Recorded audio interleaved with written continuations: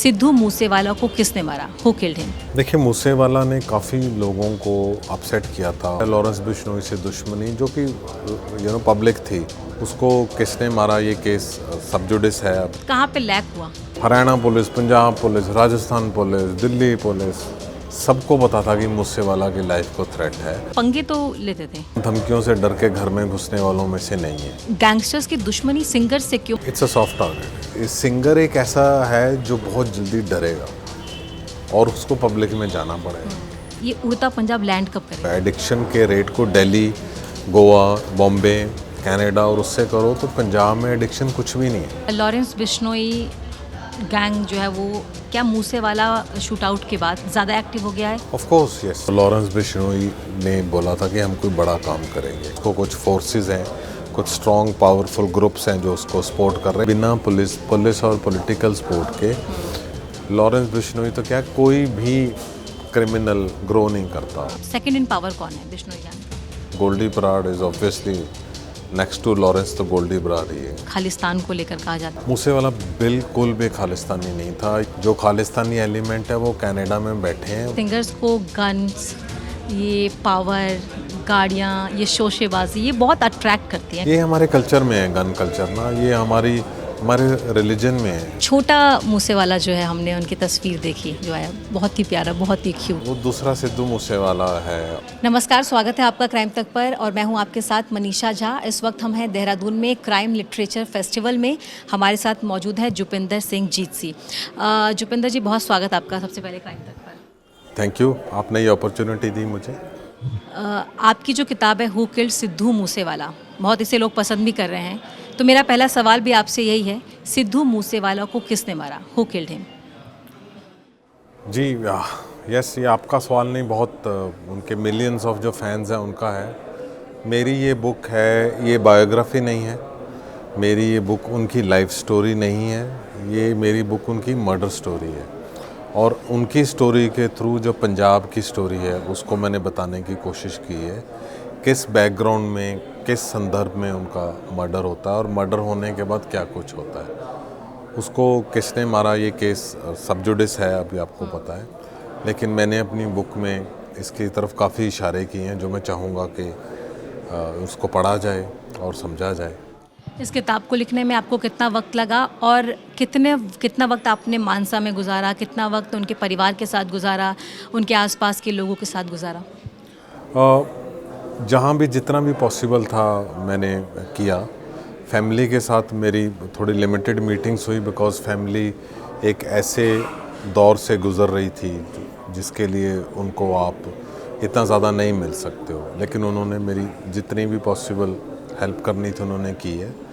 और लेकिन मेरा जो फोकस था वो मूसेवाला एज सिंगर पे ज़्यादा था। उसके गाने क्या थे, लिरिक्स क्या थे, उन्होंने कहाँ से सीखा। मैंने म्यूज़िक टीचर से बात की, उनके साथ जो गुरिंदर और गुरविंदर उनके साथ गाड़ी में ट्रैवल कर रहे थे, मैंने उनके साथ बात की, पुलिस ऑफिसर्स के बात की। फिर मैंने उनके जो शूटर्स हैं, जो मर्डरर्स हैं, किलर्स हैं, उनको जानने की कोशिश की, वो कौन है, कहाँ से कैसे हैं, उनकी फैमिली के साथ अप्रोच किया, सारा कुछ किया। और मेरा इस बुक के अंदर टोटल मोटिव उनकी मर्डर स्टोरी को बताना और ये क्यों हुआ, कैसे हुआ और ये पंजाब को किस तरफ लेके जा रही है। इस बारे में मैं सवाल आपसे पूछूंगी। मूसेवालों को पहले भी थ्रेट मिल चुके थे, खतरा था उनको, सिक्योरिटी उनके पास थी और जो उनकी गाड़ियाँ थी वो बुलेट प्रूफ थी। इतना कुछ होने के बाद भी वो बिना उस गाड़ी के निकले जिसमें उनके, और बिना सिक्योरिटी के निकले, अपने ऐसे ही कज़न्स के साथ निकल गए। ये कमी कहाँ पे रही? ये खुद से क्या एक ऐसा ही रैंडमली वो निकल गए, उन्हें लगा होगा शायद कुछ ना हो, क्योंकि वो हमेशा सिक्योरिटी में रहते थे। कहाँ पे लैक हुआ? देखिए, ये सबसे अनफॉर्चुनेट पार्ट है इस सारी स्टोरी का, बिकॉज़ एनी पर्सन जिसका कुछ था, सिद्धू मूसेवाला के साथ लिंक थी, दोस्ती थी, रिश्तेदारी थी, फैमिली थी, पुलिस थी, सिक्योरिटी गार्ड्स थे, मीडिया पर्सन थे, Haryana police, Punjab police, Rajasthan police, Delhi police, सबको पता था कि मूसेवाला की लाइफ को थ्रेट है। उससे पहले 2 बार स्नाइपर भेजे जा चुके हैं। एक स्नाइपर ने को बाद में दिल्ली पुलिस ने किसी और केस में पकड़ा तो उसने बताया कि मैं वहाँ गया था और मैंने उनको बताया लॉरेंस बिश्नोई को कि हमें तो इसके लिए कोई रॉकेट प्रोपेल्ड ग्रेनेड चाहिए जो हम ग्रेनेड फेंक सकते हैं, बिकॉज मूसेवाला की बहुत सिक्योरिटी है। तो मूसेवाला के मर्डर से एक दिन पहले उसकी सिक्योरिटी प्रून की जाती है। 4 सिक्योरिटी गार्ड्स से सिर्फ 2 सिक्योरिटी गार्ड्स रह जाते हैं। ये कह सकते हैं कि ये उनकी खुद की थोड़ी सी लापरवाही थी, क्योंकि उनको देखो सिक्योरिटी थी, उनकी पर्सनल सिक्योरिटी भी थी। हाँ, उनकी पर्सनल सिक्योरिटी थी। काश वो उस दिन अपनी पर्सनल सिक्योरिटी ले जाते, बिकॉज अगर आपकी गाड़ी में एक यूनिफॉर्म्ड सिक्योरिटी गार्ड बैठा है तो शायद शूटर्स की इतनी हिम्मत ना होती। पर ये फेट होता है और ये बहुत अनफेटफुल डे था।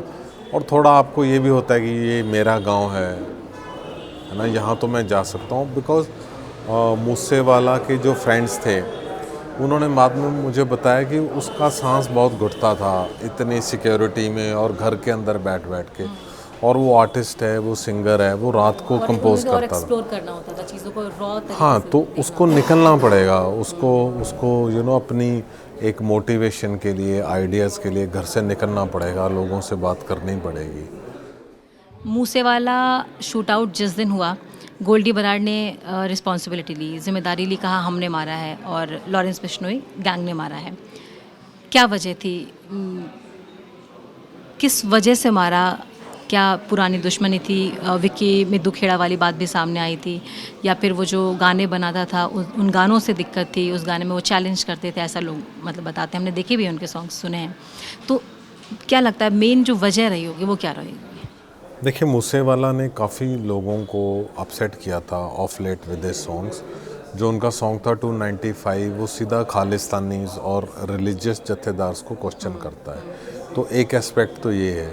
सेकंड एस्पेक्ट है लॉरेंस बिश्नोई से दुश्मनी, जो कि पब्लिक थी, बिकॉज लॉरेंस बिश्नोई उससे एक्सटॉर्शन करना चाह रहा था, पैसे मांगना चाह रहा था। उनकी जो रिपोर्ट्स हैं कि विक्की मिड्डू खेड़ा के थ्रू उनकी आपस में कॉम्प्रोमाइज़ भी हुआ। लेकिन सिद्धू मूसेवाला एक जट सिख था जो ऐसे धमकियों से झुकने वाला नहीं था। अच्छा, बम्बिहा गैंग जो है वो दुश्मन है बिश्नोई गैंग का, और मूसेवाला ने गाना बनाया था बम्बिहा बोले, बम्बिहा गैंग के साथ। हाँ, तो ये कह सकते हैं कि पंगे तो लेते थे, मतलब या तो बिल्कुल किनारे कर लें कि ठीक है जी, जैसा आप लोग कहें हम ऐसा नहीं करेंगे, या तो फिर बोले ठीक है हम तो अपनी मर्ज़ी का करेंगे, आपको जो करना है करिए। शायद ऐसे ही किया मूसेवाला ने। देखिए, काउ डाउन होके घर में तो आप बैठ नहीं ना सकते। जो एक सिख का रिलीजन है, जो हमारी कल्चर है, जो हमारी नेचर है, उसमें हम धमकियों से डर के घर में घुसने वालों में से नहीं है। ये तो कोई भी कभी भी नहीं करेगा, ना सिर्फ सिख बल्कि जो भी पंजाब में रह रहा है, उसकी मैस्कुलिनिटी है, उसकी हाइपर मैस्कुलिनिटी, वो धमकियों से डरने वाला नहीं है। तो ऐसा नहीं होगा कि वो घर में बैठ जाएगा।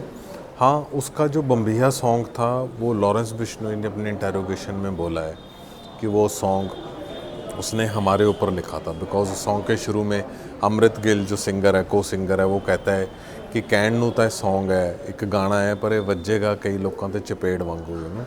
सो लॉरेंस बिश्नोई बोल रहा है कि ये मेरे ऊपर था। लेकिन ये माना गया है कि यस, बिकॉज मूसेवाला ने उसमें कुछ वीडियोस भी शो किए, काफ़ी कुछ शो किए, जिससे वो काफ़ी है। और इसको वो थोड़ा सा उकसाने वाला जैसा वो काफ़ी प्रोवोकेटिव सॉन्ग था, इसको मान लेना चाहिए। गाना अगर आप बना रहे हैं तो उसके पीछे एक सोच होती है, एक धारणा होती है। अगर उनको ऐसा लगा होगा, उन्होंने ऐसा फील किया होगा, या फिर अपने एक्टिविटीज़ के थ्रू, अपने गानों के थ्रू, मतलब ये गाना बनाया कि चेहरे का नूर दस रहा है कि उनका जवानी जनाजा उठेगा, तो ये किस सोच के साथ बनाया होगा? आप इसको कैसे देख रहे हैं? देखिए, इस बात का सही जवाब तो मूसेवाला ही दे सकते हैं, पर उनकी मदर बहुत नाराज़ थी इस सॉन्ग से। अच्छा, कि तेरा जवानी जनाजा उठेगा, यू विल डाई यंग, उनकी मदर बहुत नाराज़ थी और उन्होंने बोला भी था कि तू ऐसे गाने मत बना। तो मुझे एक ड्राइवर ने बताया जो इलेक्शन कैंपेन में उनके साथ कभी उसने गाड़ी चलाई होगी, तो जिस जगह मूसेवाला का मेमोरियल बना हुआ है उसके इधर साइड पे चौक बनता है, इंटरसेक्शन ऑफ रोड्स है। तो मूसेवाला स्ट्रीट फूड का बहुत शौकीन था और वहाँ बर्गर खाने जाता था। तो उसने वहाँ पे अपने ड्राइवर को और किसी को बोला कि वो जो सामने वाली लैंड है ये मैंने ख़रीद ली है, बिकॉज किसी दिन यहाँ तेरे बाई दा बुत लगेगा, हाँ, बुत मीन्स उसका स्टैचू, या तेरे भाई का कि तेरे बड़े भाई का यहाँ पे स्टैचू लगेगा और उसका मेमोरियल भी उसी जगह लगा है, यू नो। गैंगस्टर्स की दुश्मनी सिंगर से क्यों, मतलब दोनों का फील्ड अलग है। वो गाना गाते हैं, लोगों को एंटरटेन करते हैं, अच्छी चीज़ें बनाते हैं, म्यूज़िक से रिलेटेड है। वो गैंगस्टर है, उनका काम बिल्कुल अलग है। ये इन दोनों की दुश्मनी क्यों है? नहीं, उनका काम अलग नहीं है। गैंगस्टर ने मनी चाहिए, उसको एक्सटॉर्शन चाहिए, तो वो बिजनेसमैन। ज़्यादा टारगेट पर हमेशा, मतलब पंजाब में तो देखा है सिंगर्स ही रहते हैं। देखिए, जो पंजाब का मॉडल है वो बिल्कुल मुंबई माफिया का मॉडल है। मुंबई माफिया में सिंगर्स, एक्टर्स, प्रोड्यूसर, डायरेक्टर्स को गैंगस्टर्स की हेल्प चाहिए थी, प्रोटेक्शन चाहिए थी। उनको हीरो डेट्स नहीं दे रहा प्रोड्यूसर को, तो वो उनको टाली जा रहा है और उसकी कॉस्ट बढ़ रही है, तो उसने गैंगस्टर को कॉल किया। जो हमने बुक्स और मूवीज़ में देखा, तो गैंगस्टर ने उसको लाइन हाजिर कर दिया कि 10 दिन में ये मूवी ख़त्म करो। मुंबई मॉडल पर मतलब पंजाब चल रहा है। तो पंजाब मॉडल में भी ये है। पंजाब मॉडल में क्या है कि यहाँ पे जो कबड्डी लीग्स हैं वो इंटरनेशनल हुई हैं और कबड्डी लीग्स बहुत सारे गैंगस्टर्स रन कर रहे हैं। और एक कबड्डी प्लेयर की काफी मर्डर संदीप नंगल अंबिया की मर्डर हुआ है। तो उसके साथ ही जो पंजाबी फिल्म इंडस्ट्री भी 2012-2014 में आई, पंजाब में ड्रग्स भी तभी आए हैं, पंजाब में गैंगस्टर भी तभी आए हैं। तो ये सिर्फ सिद्धू मूसेवाला के साथ नहीं, ये बहुत सारे सिंगर्स के साथ ऐसा ही होता है। फिर जो सिंगर्स हैं वो शो करते हैं, तो गैंगस्टर्स को लगता है कि यहाँ पे हमें रेडी मनी है, बहुत सारी ब्लैक मनी आ रही है, उनको होप ज़्यादा रहती है वहाँ से। कि यहाँ से मिल जाए। इवन लिकर कॉन्ट्रैक्टर से भी गैंगस्टर्स लेते हैं, बिजनेसमैन से लेते हैं, सैंड माफिया से लेते हैं।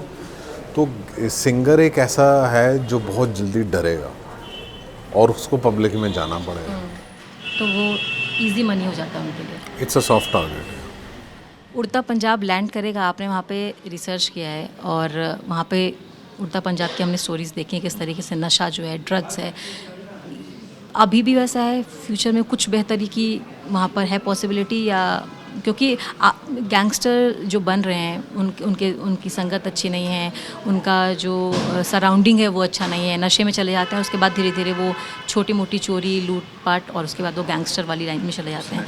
हाँ, तो ये उड़ता पंजाब लैंड कब करेगा? देखिए, जो पंजाब में ड्रग सीन है ना, पंजाब में सदियों से ओपियम, अफीम और पॉपी हस्क का सेवन किया जाता है और इनको साइंस भी मानती है कि ये हैप्पी ड्रग्स हैं। अगर आप अफीम और पुक्की, पॉपी हस्क खाते हो लिमिटेड क्वांटिटी में, तो उसकी मेडिसिनल वैल्यू है और वो आपको वर्क ओरिएंटेड, आपसे ज़्यादा मेहनत करवाएगी। लेकिन जो दूसरे केमिकल ड्रग्स हैं, साइकोट्रोपिक ड्रग्स हैं, वो आप में क्रिमिनल टेंडेंसीज़ को बढ़ावा देते हैं। चिट्टा हो गया, हेरोइन होगी, कोकीन हो गई। तो जब से ये पंजाब में आए हैं, तब से पंजाब में ये वायलेंस और ये गैंगस्टरिज्म का ज़्यादा हुआ है असर।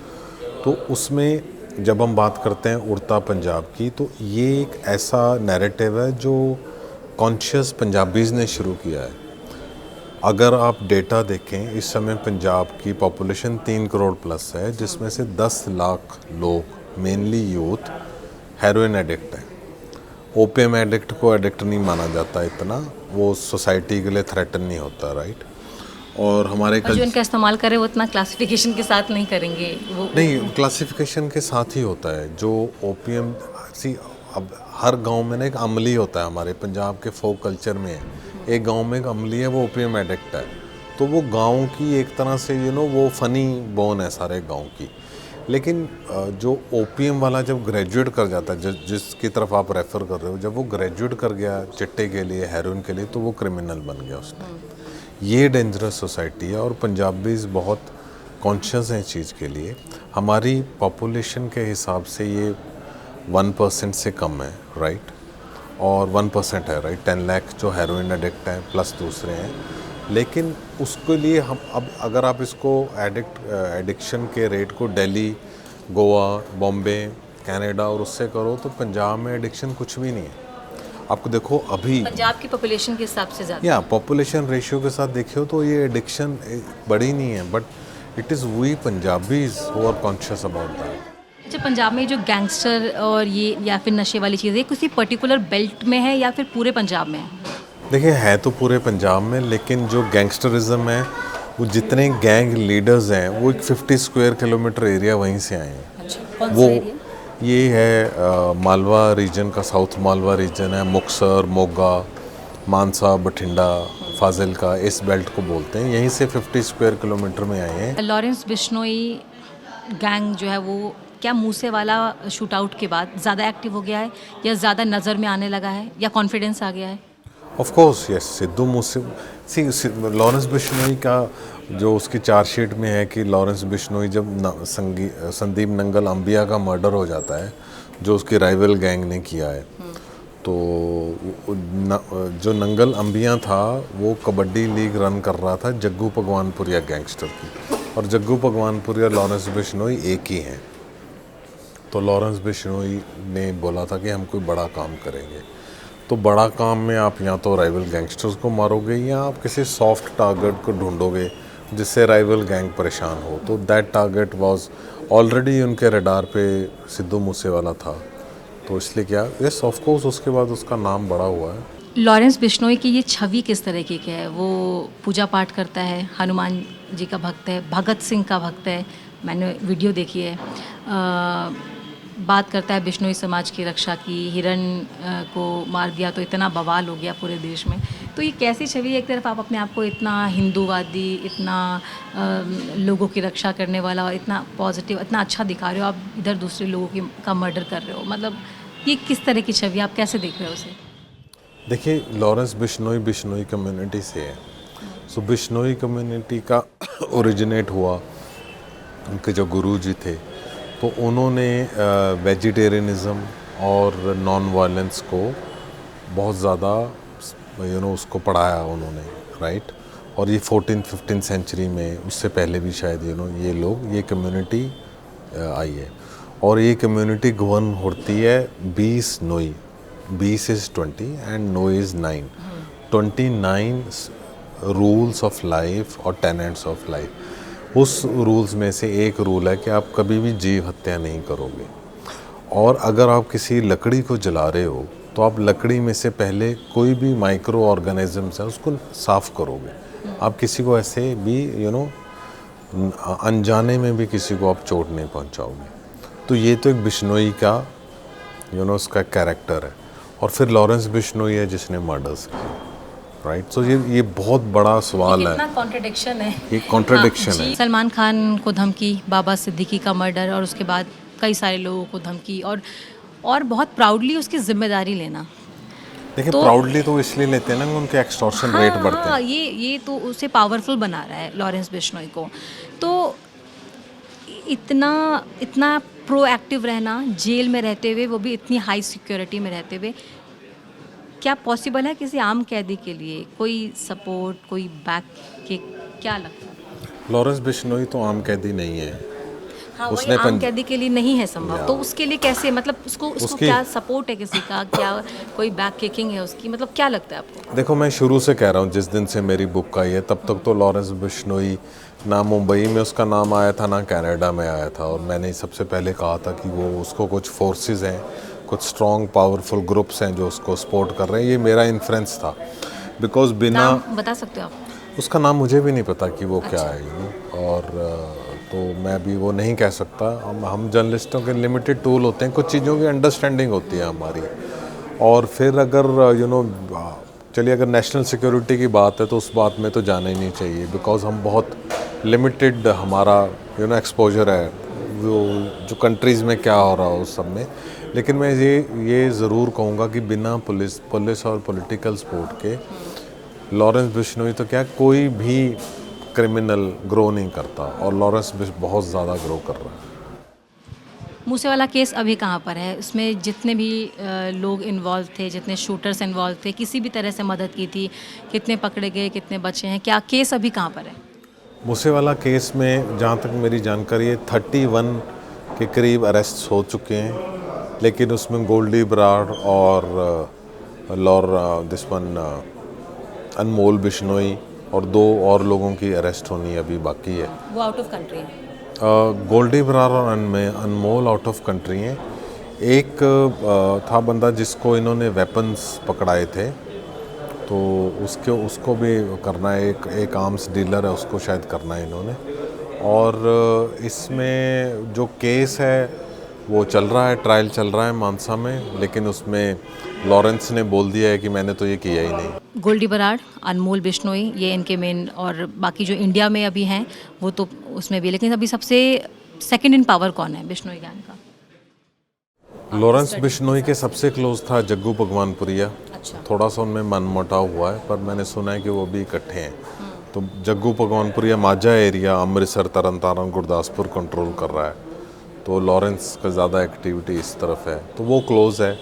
और सेकंड उसके अभी ये एग्जैक्ट तो नहीं मैं कह सकता, but yes Goldy Brar is obviously next to Lawrence, तो गोल्डी बराड़ ही है। और अनमोल बिश्नोई?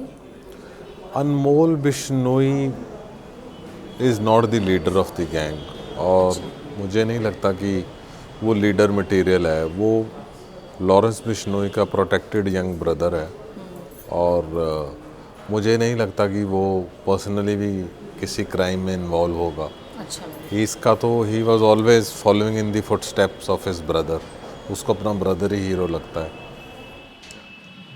मूसेवाला का मर्डर, उसके बाद धमकी और बाबा सिद्दीकी का मर्डर, और ऐसे बहुत सारी चीज़ें हैं। इसके बाद बिश्नोई गैंग जो फैला हुआ है, इतने सारे शूटर्स, ये लगता है आपको जो मुंबई में वो डॉन वाला जो पूरा एक दौर था, वो वापस से वो लाने की कोशिश बिश्नोई कर रहे हैं? वो चला तो है उस राह पे जो दाऊद वाला जो दौर था, उसको वापस बाबा से वो- सिद्दीकी मर्डर के राह पे चला तो है, और लेट अस सी। छोटा मूसेवाला जो है, हमने उनकी तस्वीर देखी जो है, बहुत ही प्यारा, बहुत ही क्यूट। आप गए थे अभी, अगर हाल में गए आप मिले, देखा आपने? नहीं जी, उनकी फैमिली बहुत लिमिटेड अलाउ करती है, और मुझे लग रहा है कि उनकी फैमिली इतना ज़्यादा इस दौर से गुजरी है और उनको बहुत ज़्यादा पब्लिक अटेंशन मिली है। मुझे लग रहा है कि उस बच्चे को कम से कम पब्लिक अटेंशन मिले, और वो अपने माँ बाप की, वो दूसरा सिद्धू मूसेवाला है, और वो मैं चाहता हूँ कि वो भी वापस से कुछ भी ऐसा हो तो थोड़ा सा वो प्रोटेक्टिव वो तरीके से। पूरा वहाँ या है। उनके कमांडो प्रोटेक्शन है, अच्छी प्रोटेक्शन है उनकी, और आई थिंक माँ बाप ने जो कुछ सहा है, ये बहुत रेयर है कि इतनी एक बच्चे को आप बड़ा करते हो, उसका मर्डर हो जाता है, और फिर भगवान आपको दोबारा ब्लेसिंग देता है इस एज में। तो मुझे लगता है कि उन तीनों को इस लाइफ को एंजॉय करने देना चाहिए, मीडिया को उनसे दूर रहना चाहिए। मूसेवाला के जनाजे में बहुत भीड़ आई थी, बहुत ज़्यादा लोग आए थे, बहुत प्यार भी उन्हें मिला था। लेकिन उनके बारे में कहा जाता है, खालिस्तान को लेकर कहा जाता है, उस पर आप क्या बोलेंगे? मूसेवाला बिल्कुल भी खालिस्तानी नहीं था। ये एक नैरेटिव था जो, आई एम सॉरी, कुछ सेक्शन ऑफ मीडिया की तरफ से फैलाया गया है, जो फार्मर्स को भी खालिस्तानी बोलते हैं। ना पंजाब के फार्मर खालिस्तानी हैं, ना मूसेवाला खालिस्तानी है, और पंजाब के 99% लोग खालिस्तानी नहीं हैं। जो खालिस्तानी एलिमेंट है वो कनाडा में बैठे हैं, वो भी उनके अदर इंटरेस्ट्स हैं दैन खालिस्तान, और ऐसा कुछ भी मूवमेंट नहीं है पंजाब में। और सिद्धू मूसेवाला के मर्डर में वेपन्स खालिस्तानियों ने सबमिट किए, सप्लाई किए हैं पुलिस चार्जशीट के हिसाब से, और उसके बाद खालिस्तानियों का आपस में झगड़ा भी हुआ है कि हमने एक सिख को क्यों मारा है, जो कि एक पगड़ी वाला सिंगर सारी दुनिया में सिखों को फेमस कर रहा था। क्या शादी होने वाली थी मूसेवाला की? जी हाँ, इन 2 वीक्स। तो अब जहाँ शादी होने वाली थी उनके घर आप गए थे, उनसे बातचीत की थी कुछ? और नहीं, मैंने कॉन्शियसली, वो उनकी मंगेतर है, जो उसने सहा है वो कोई नहीं सह सकता, और हमने कॉन्शियसली डिसीजन लिया था ये, और मेरी वाइफ जर्नलिस्ट है इंडियन एक्सप्रेस में, कंचन वासदे, वो वहाँ पे सीनियर एडिटर है, तो उसका भी मेरे लिए था कि please keep that girl away. एक लास्ट क्वेश्चन ये कि पंजाबी सिंगर्स को गन्स, ये पावर, गाड़ियाँ, ये शोशेबाजी, ये बहुत अट्रैक्ट करती हैं, क्यों? ये हमारे कल्चर में है गन कल्चर ना, ये हमारे रिलीजन में है गन कल्चर। हम वेपन कैरी करना एक सिख का धरोहर है, उसकी ये नहीं, वो वेपन कैरी करना इज़ डिफरेंट थिंग, और जिस तरह के वेपन्स और AK-47 और जो दिखाते हैं जिगाना, इस तरह के वेपन्स कैरी तो नहीं कर सकते हैं। इसका बड़ा क्रेज़ है, इससे बड़ा एक्चुअल में अट्रैक्ट जो करती है। देखिए, जो भी इलीगल वेपन कैरी करना है वो गलत है। हाँ, illegal weapon। वो कोई रिलीजन नहीं सिखाता, और ना ही उसको कोई लॉ अलाउ करता है। पंजाब में इस समय वेपन्स और पॉपुलेशन रेशियो इंडिया में नंबर 1 है।